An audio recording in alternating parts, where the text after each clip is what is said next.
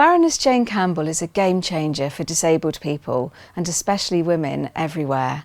She was one of the first disabled women to become a member of the House of Lords and to argue for changes in the law to prevent discrimination against disabled people.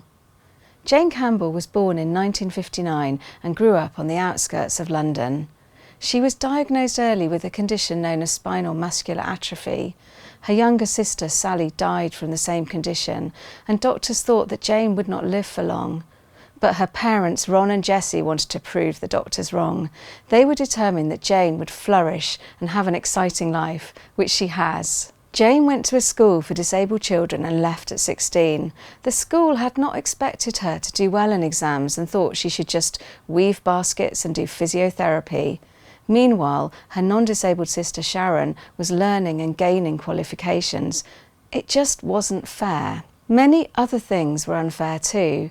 As a young person, Jane wasn't allowed into a cinema because she was told I was a fire risk. She isn't the only young disabled person to be told things like that and to be turned away from theatres, cinemas and places to eat.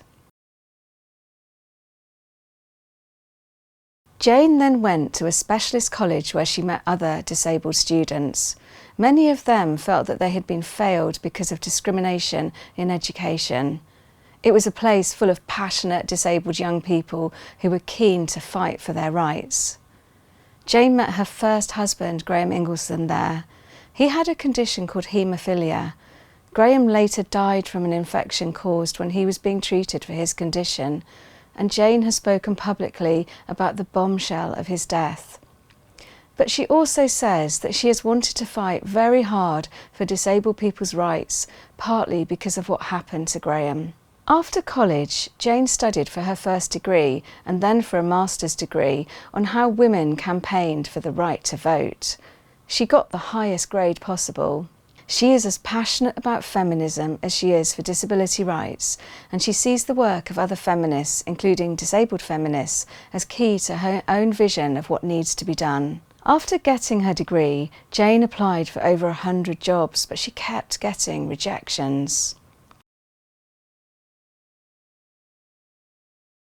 Eventually, Jane started work as a disability advisor, supporting disabled people to get the benefits and services to which they were entitled but didn't always receive.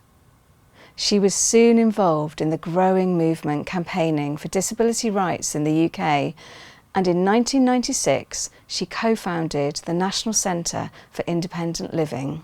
The centre was the first organisation in the UK to explain why disabled people wanted to live independently and how that could be achieved. At first, despite being a disabled person herself, Jane found herself sometimes avoiding making friends with other disabled people because of what she has called her own internalised oppression. This means that she too had learned from society not to treat all disabled people equally. But when she met other disability rights campaigners, her own thinking was transformed. In the early 1990s, Jane became the co-chair of the British Council of Disabled People. She joined with demonstrations demanding equal rights. With other wheelchair users, she protested on Westminster Bridge in London and stopped the traffic. As she later said, here were the poor disabled breaking the law. The police couldn't get their heads round it. Jane also took part in other key projects aimed at getting new UK laws to protect disabled people's rights. Eventually, in 1995, the Disability Discrimination Act became law.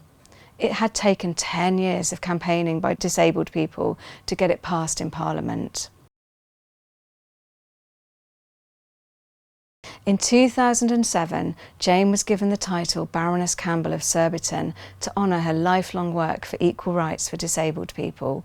She became a member of the UK House of Lords, where she can speak freely about the things she wants to change. On her website, Jane explains that if you have a disability, such as a machine to help you breathe, people sometimes assume that this automatically means that you won't live your life to the full. But Jane is just one example of how this assumption is wrong. She's now happily remarried and describes herself as ambitious and full of ideas. She says that she loves her life. Jane says, I had a series of leadership jobs and eventually was made a peer, but everything I do is guided by the principle, nothing about us without us. Now, this phrase is often used on protests and in books, and it means that disabled people should be consulted and listened to about any laws that affect them. One of the key things that Jane focuses on is the right to live independently. She tells younger disabled people who want change, you have a right to be included in everything. The fighting spirit that led a young Jane Campbell to protest on the streets is the same one that lives in her today. She wheels herself into the House of Lords to continue her game-changing work, ensuring that disabled people's rights are protected in law for everyone's benefit.